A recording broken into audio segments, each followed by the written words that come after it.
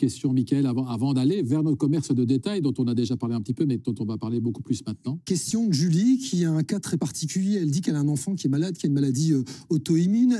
Elle serait obligée de rester à la maison pour éviter la contagion. Son patron refuse de lui accorder ce télétravail. Il y a également beaucoup d'autres téléspectateurs qui ne peuvent pas travailler à distance parce que simplement le patron le refuse. Comment réagir dans une situation comme celle-là? Alors, donc c'est l'inverse de chez vous. Je vais bien sûr chez M. Claraval, vice-premier ministre, bourgmestre en titre de Bièvre dans le Namurois, là au fond de la province. Non mais c'est très bien le fond de la province. Dites-nous, que peut-on faire pour répondre à la question de notre internaute? Mais il y a plusieurs situations. Donc, au niveau de la fonction publique, au niveau fédéral, nous avons pris en effet des mesures à la fois de télétravail, mais aussi de flexibilisation des horaires, donc de permettre au personnel de venir plus tôt ou plus tard pour éviter d'avoir trop de personnes en même temps dans les locaux. Donc c'est évident que ces mesures doivent être favorisées. Mais dans certains cas, ce n'est pas possible. Il faut quand même bien se rendre compte que toute une série de métiers pour lesquels on ne peut pas faire du télétravail. Et vous ne pouvez pas, M. Borsu disait tout à l'heure qu'on pouvait assouplir certaines législations. À ce niveau-là, il n'y a pas quelque chose à faire rapidement pour que ce soit plus simple? Si, au niveau fédéral, on a pris des mesures pour assouplir. Par exemple, il y a une règle du 3/5e qui est supprimée pendant la période du coronavirus. Ça veut dire c'est quoi ça, le 3/5e? Eh bien, aujourd'hui, les fonctionnaires peuvent télétravailler 5 jours sur 5, alors qu'avant, c'était 2 jours sur 5. Donc, par exemple, ce sont des mesures en faveur. Mais un boucher qui a plusieurs travailleurs ne va pas pouvoir faire de la charcuterie par télétravail. Vous comprenez, il y a des choses qui ne se prêtent pas à cela. Donc, ça ne permet pas de résoudre tous les problèmes. Mais en tout cas, ici, dans la crise qui nous préoccupe, du coronavirus, le but est vraiment de permettre aux gens de pouvoir éviter les rassemblements de masse. Et ces deux mesures-là permettent de rencontrer ces attentes-là. Bon, le commerce de détail est également très touché. On va le voir avec vous, Gauthier Salpeter. Vous êtes opticien à Namur, membre de l'association des commerçants namurois. Je crois même que vous en êtes le dirigeant. Qu'est-ce qui vous occupe? C'est que finalement, vous êtes fermé le week-end. C'est bien ça. Donc, autrement dit, demain, vous serez fermé. On sait que dans toutes nos villes et nos villages, le samedi, c'est un grand jour de course. Que va-t-il se passer? On va travailler sur les jours restants, sur les 5 jours qui restent. Donc, il y a déjà beaucoup de commerçants qui fermaient le lundi, qui vont ouvrir le lundi, pour permettre un jour de plus pour les clients venir. Alors, je prends l'exemple de Namur, mais je pourrais prendre l'exemple de beaucoup de villes. C'est une ville qui, le samedi, en plus, a un marché. C'est vraiment le jour d'affluence. C'est un gros problème que la ville soit finalement quelque part morte. Qu'attendez-vous? Il n'y a personne qui va venir? Comment ça va se passer? En tout cas, vous serez fermé, ainsi que tous les commerçants de votre genre. Oui, mais la situation, déjà depuis 10 jours, c'est calme pour le commerce. Donc, depuis 10 jours, les clients viennent moins en ville, donc fréquentent moins la ville. Et il faut faire attention parce qu'au niveau commercial, c'est des femmes et des hommes qui travaillent tous les jours, qui sont disponibles pour les clients. Et du jour au lendemain, ou alors il faut prendre une décision et dire on ferme tout pendant 15 jours et tout le monde reste à la maison. Mais donc il faut continuer à faire vivre les commerces. C'est pas uniquement économique, c'est aussi social. Ça va vous poser un gros problème, cette fermeture le samedi et donc le dimanche, si bien sûr vous aviez eu... Ça va créer un problème, bien sûr. Tout à fait, ça va être une chute dans le chiffre d'affaires. Mais l'ambiance aussi, il ne faut pas oublier les commerçants, il faut y penser, peut-être les soutenir un petit peu. Parce qu'en plus de ça, vous dites que les gens, de toute façon, viennent moins en ville depuis 10 jours. Vous avez une idée? J'entendais un tiers de gens en moins, c'est à peu près ce que vous aviez vu, ça va empirer. Certainement, oui. Ça va empirer. Je viens évidemment à M. Berlablo. On vous a beaucoup vu lors des attentats. M. Berlablo, commerçant à Bruxelles, également de l'association, président de l'association des commerçants du centre-ville de la capitale. Je le disais, les attentats, on a beaucoup parlé de vous. Vous aviez déjà vécu une situation extrêmement difficile. Là, c'est pire. C'est pire, oui, parce qu'effectivement, on ne sait pas d'abord quelle période ça va durer. On est parti pour des semaines, voire des mois. Bon, il faut dire que nous sommes tout à fait solidaires, nous acceptons, nous comprenons. La santé publique passe avant. Vous êtes fermé le week-end, c'est bien ça, le reste du temps, vous êtes ouvert. Mais bon, il faut savoir que le samedi, c'est un tiers de notre chiffre d'affaires. Un tiers. Vous vendez des vêtements, je pense, c'est ça? En fait, il y a beaucoup de gens qui travaillent la semaine et qui ne peuvent venir faire leurs achats que le samedi. Donc, ces gens vont aller sur Internet maintenant parce qu'ils ne viendront plus en ville. Donc, Internet, qui nous fait déjà une concurrence très forte, va encore augmenter. Mais nous, par exemple, dans le centre de la ville, nous avons des charges énormes. Nous avons des très gros loyers, nous avons beaucoup de personnel. Donc, il faut absolument que maintenant le gouvernement comprenne que supprimer une cotisation sociale de 250 € par mois, ça ne sert à rien. Donner, M. Ducarme m'a expliqué tout à l'heure. Une allocation de 1 200 € par mois, ce n'est pas ça le problème. 1500 pour... oui, 1500, mais ce n'est pas le problème de ce 1000 ou 1500 €. C'est le problème, c'est que nous allons perdre beaucoup d'argent. C'est-à-dire qu'avec les valeurs locatives que nous devons payer C'est combien chez vous, par exemple? C'est 6 000, 7 000 euros par mois pour les plus bas, mais ça va jusqu'à 10 000, 15 000, 20 000 par mois. Bien sûr, à Bruxelles Centre, Rue Neuve, etc. Donc, ce qui va se passer, c'est que nous allons perdre énormément d'argent. Nous en perdons déjà, parce que c'est vrai que depuis 15 jours, ça s'est déjà fort calmé, mais que là, il y a un gros risque de nombreuses faillites. Donc ça, il faut que l'autorité politique comprenne. Et en fait, ce qu'il faut faire, c'est prendre d'autres mesures. C'est-à-dire qu'il faut maintenant diminuer le précompte professionnel. Il faudrait créer le chômage technique pour les employés. Très bien. Je vais chez M. Clairval dans un tout petit instant, mais tout d'abord, chez nos médecins, on aime avoir un avis éclairé. Le fait que les centres-villes seront probablement demain quasiment vides, parce que tout est fermé, M. Clairval. Au centre-ville, il n'y a que les magasins d'alimentation qui sont ouverts, on est d'accord. De première nécessité, les pharmacies, toute une série d'autres. La pharmacie aussi. Première nécessité sont ouverts. C'est quoi? C'est pharmacie. Oui, il y a aussi les aliments pour animaux, d'autres. Il y a une liste de commerces, mais c'est vraiment la première nécessité. C'est ceux qui sont indispensables pour permettre. Donc, en fait, très peu, évidemment. Donc, effectivement, les centres-villes sont probablement extrêmement peu fréquentés. C'est bien. Vous regardez, donc dans ce cas-là, je dis docteur De Vos, finalement, au docteur Van Latem, je vous en prie. C'est bien, ça va diminuer l'afflux de gens, bien sûr. De l'autre côté, tout dépend un petit peu du volume de gens qui est présent à ce moment-là. Cette discussion de la fermeture du samedi est clairement un point sensible. Parce qu'on peut se dire que si les gens n'ont rien d'autre à faire, eh bien peut-être vont-ils se reporter sur des attroupements non nécessaires juste pour regarder les vitrines, puisqu'on ne peut plus regarder le théâtre et le cinéma. Et donc ça, ce n'est pas quelque chose que l'on veut. D'autre part, vous déconseillez en tout cas aux gens d'aller en ville demain. Je ne déconseille pas d'aller en ville, je déconseille de s'attrouper quelque part. Ouais, c'est ça. Mais non, d'aller en ville, l'attrait de la ville avec juste quelques magasins d'alimentation va être assez réduit, sans café et sans autres commerces. Donc a priori, docteur De Vos, c'est vrai qu'il y a peu de raisons d'aller en ville. Les attroupements, on a vu qu'effectivement, certains matchs de football à huis clos créaient des attroupements juste à côté parce que les supporters se réunissaient. Il n'y a plus de matchs, donc à ce niveau-là, il ne devrait pas y avoir trop de problèmes. De nouveau, j'espère que la population aura assez de bon sens pour comprendre qu'il faut vraiment se confiner et comme ça, on arrivera à ce que cette période soit la plus courte possible. Très bien. Alors, je vais vous lancer un petit peu sur la concurrence entre les grands magasins et les magasins de détail pour voir si vous êtes un peu jaloux du fait que les grands magasins peuvent ouvrir le samedi. Mais tout d'abord, question à vous, Monsieur Clairval, est-ce que vous pouvez accéder à certaines demandes qui ont été formulées? Je voudrais d'abord dire que prendre cette décision n'a pas été simple. Ce n'est pas de gaieté de cœur qu'on prend cette décision de fermer les commerces. Si on l'a fait, c'est parce que les scientifiques qui sont dans les Risk Management Group, donc dans les groupes de décision, préconisent cette mesure. Et ils voulaient qu'on la prenne tout de suite pour avoir un impact rapide. Dans 15 jours, il sera trop tard. Et rendre les villes désertes, c'est une de ces façons. Et donc, on le fait parce que scientifiquement, c'est demandé. Ce n'est pas de gaieté de cœur. Ensuite, des mesures avaient été prises déjà il y a plusieurs jours pour toutes les entreprises. Pour le personnel, c'était le chômage temporaire. On pourrait l'étendre aux employés. C'est une piste parce qu'une deuxième vague de mesures va arriver. Mais dans la première vague, c'était le chômage temporaire. Il y avait des reports de charges qui étaient prévus avec des aides en trésorerie pour toutes les demandes qui étaient formulées au niveau de TVA, précompte professionnel. Et il y avait aussi d'autres mesures plus spécifiques pour aider les entreprises. On a annoncé une deuxième vague avec des mesures encore plus fortes parce que, en effet, la première vague ne tenait pas compte de ces décisions récentes. Donc vous allez annoncer. Elles seront annoncées lundi en Kern. Un exemple.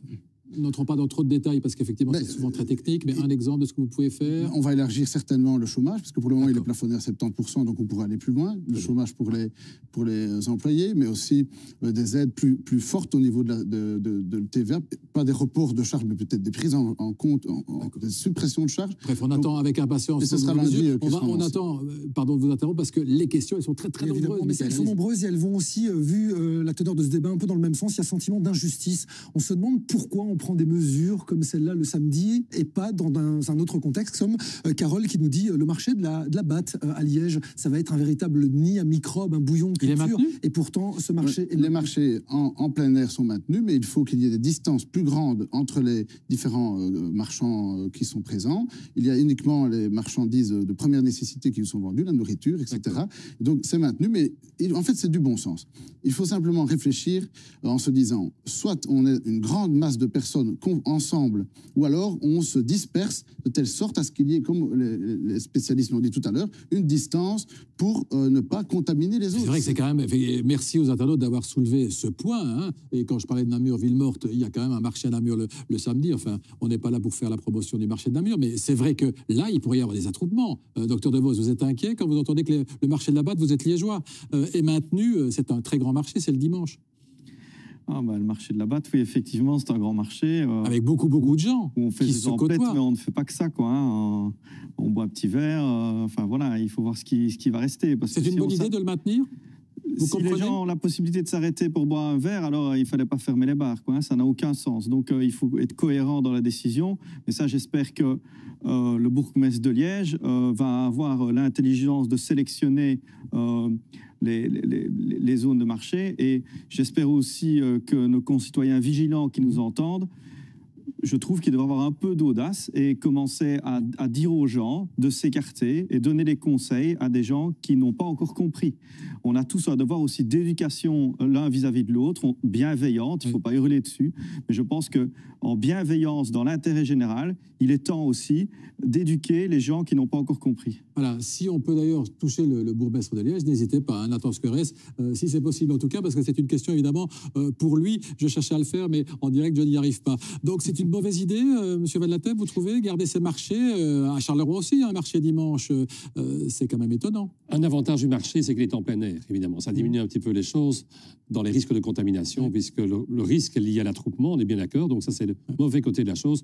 Le bon côté de la chose, c'est qu'on n'est pas l'un sur l'autre à côté d'une caisse dans un magasin, mais on est en plein air avec le vent que nous connaissons pour l'instant. Sauf qu'effectivement, on sait, ça a été dit par M. De Vos, le plein air, l'attroupement, il existe tout de même, surtout sur des marchés aussi, où il y aura peut-être moins des shops, et donc, enfin, je ne fais pas évidemment de politique fiction, mais où on pourrait imaginer que les gens se voient beaucoup. C'est assez incompréhensible quand même ça, non? Vous ne trouvez pas Mais non, je me répète, ce sont les mesures qui sont préconisées. Le but est vraiment que les gens ne soient pas confinés les uns à côté des autres dans un endroit fermé. Donc ils doivent rester à 1 mètre de distance. Donc il faut qu'ils prennent des distances. Enfin, il faut toujours avoir ça à l'esprit. Je vais prendre les coiffeuses, par exemple. On en aura un tout à l'heure. On parlera des coiffeurs tantôt, oui. Mais les coiffeurs, s'il y a un coiffeur seul dans son cabinet qui reçoit un client toutes les quarts d'heure, ça ne pose pas de problème. Je suppose qu'il y aura une distance suffisamment grande entre le coiffeur. Mais si vous avez 5 coiffeurs qui sont les uns à côté des autres, avec derrière des clients qui sont tous ensemble en train de papoter dans une salle d'attente, et alors ça ne va pas. Discipline, c'est le bon sens. Il faut avoir du bon sens, c'est éviter les rassemblements de masse dans un endroit confinés. Il y aura des amendes pour les contrevenants éventuels si les gens sont trop près l'un de l'autre? La police pourrait Théoriquement, c'est un arrêté de police qui est pris par le ministre de l'Intérieur, qui est ensuite validé par les gouverneurs et les bourgmestres. Donc c'est en effet un arrêté de police avec des amendes administratives. Mais vous comprenez bien, M. de Boursu, que le but ici n'est pas de commencer à prendre de l'argent. Mais voilà, d'un autre côté, s'il y a vraiment des gens qui ne veulent pas comprendre, il pourrait y avoir en effet une amende administrative. Mais le but n'est pas là. Le but est vraiment de sauver la vie des gens. C'est ça l'objectif de cette mesure. Alors, je suis en train d'envoyer le numéro de Willy Demeyer à Nathan Squerès pour qu'on soit sûr de l'avoir. Bon, Monsieur Salpeter, un mot par rapport à Monsieur Michel qui est resté très très gentiment. Est-ce que vous comprenez exactement, qui est habitué à la controverse? Il aime ça même, je pense. Évidemment, on n'est pas ici pour faire de la controverse pour la controverse. Le sujet est beaucoup trop grave. Mais néanmoins, comprenez-vous, à votre niveau, vous êtes opticien dans le Namurois, que vous devez fermer le samedi et que les grands magasins à côté de chez vous, qui peut-être parfois vendent des lunettes, ne doivent pas le faire? Moi, je crois qu'il y a beaucoup de commerces qui ont autant de monde la semaine que le samedi. Donc parfois, ça peut être mal compris. Si oui, dans des boutiques ou des magasins qui drainent énormément de monde un jour de samedi, je peux comprendre que... Donc en tout cas, vous comprenez que les grands magasins finalement restent ouverts le samedi et pas vous? C'est un peu embêtant, oui, parfois. Un peu embêtant. Je ne trouve pas fort. Mais financièrement parlant, c'est embêtant, oui, tout à fait. Votre réaction, M. Berlin-Blot, par rapport à ça, vous comprenez? Je vous en prie. Les chaînes d'optique, et bien évidemment, qui sont les concurrents directs de monsieur, elles seront fermées le samedi, bien évidemment. Bien sûr. Donc, il n'y a pas de concurrence. Ce serait, là, pour le coup, on serait les premiers à dire qu'il y a quand même un petit problème. Nous serons fermés, nos chaînes d'optique seront fermées le samedi, comme le magasin de monsieur. Donc, il n'y a pas de problème. Et tant qu'il s'agit de produits alimentaires, de produits de première nécessité, il n'y a pas de concurrence, effectivement. Vous savez, un centre-ville demain, sera mort. À partir du moment où l'ORECA n'est pas là, les petits commerçants ne sont pas là. C'est un tout, les grands magasins sont des locomotives. Avec nous autour, pas les petits commerçants, mais les commerçants exploitant des petites surfaces, on fait un groupe et on anime le centre de la ville. Donc les gens n'iront pas en ville de toute façon demain, il n'y aura pas de clients même si un magasin est ouvert. D'accord. Mais donc par rapport à la concurrence, le fait que vous devez fermer et eux pas... non, parce que je pense que c'est très ciblé sur des produits d'alimentation. Oui, à ce niveau-là, il n'y a pas de polémique, mais tant mieux. On va s'en féliciter et tant mieux, c'est important. Alors un mot tout de même sur le marché de la Batte qui nous a pas mal occupé. Réaction de la ville de Liège. Il y aura effectivement des précautions pour que les gens ne soient pas trop proches l'un de l'autre. Et puis il y aura beaucoup moins d'échoppes que d'habitude, effectivement. Vous l'avez d'ailleurs dit l'un ou l'autre. Ce seront uniquement des produits alimentaires qui seront en vente ce week-end. Monsieur Caraval. Simplement ajouter un élément, ce qui est aussi possible, que l'on rendra possible au niveau du gouvernement, c'est que les commerces qui voudraient ouvrir plus tôt ou plus tard, faire des nocturnes par exemple, de telle sorte à ce qu'une partie de leurs clients puissent avoir une solution en dehors des heures de bureau, eh bien, les commerçants sont incités aussi à prendre ce genre d'initiative de telle sorte à pouvoir avoir des plages plus grandes et à diversifier les solutions. Alors, le coiffeur, on l'a, hein, il est là, Monsieur Dumont, bonjour. Patrick Dumont, bonjour. Vous êtes coiffeur et je vois que vous avez aussi un bel insigne de l'UCM, qui est une association patronale. Votre femme a également un salon de coiffure. Est-ce que là, vous vous sentez un peu visé? Ça a été dit par Michael. On se dit que vous êtes une profession qui ne peut pas facilement respecter cette distance d'1 mètre. Comment vous faites pour être exemplaire?